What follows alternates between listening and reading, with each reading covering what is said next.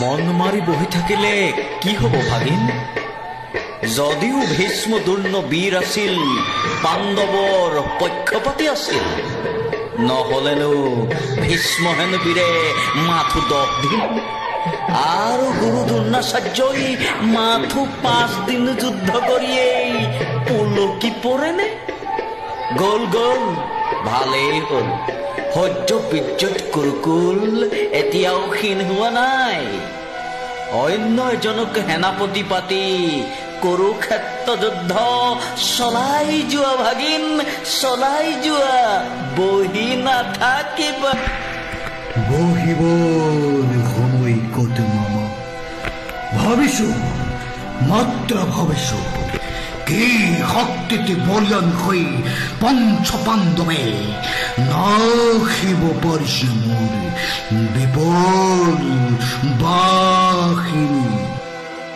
ইয়াত শক্তিৰ কথা নাই দাদা, এই মাথো চক্ৰান্ত।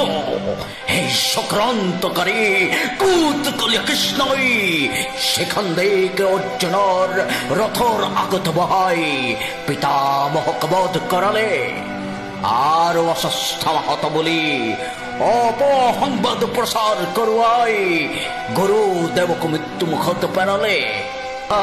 ঠিক কৈছা, ঠিক কৈছা, দুখাখন ঠিক কৈছা। এই মাথো চক্ৰান্ত, এই মাথো চক্ৰান্ত। নহলে ভীষ্ম দুৰ্ণক বধ কৰিব পৰা শক্তি এই পাণ্ডৱৰ নাই। তুমি ঠিক কৈছা, এই মাথো চক্ৰান্ত।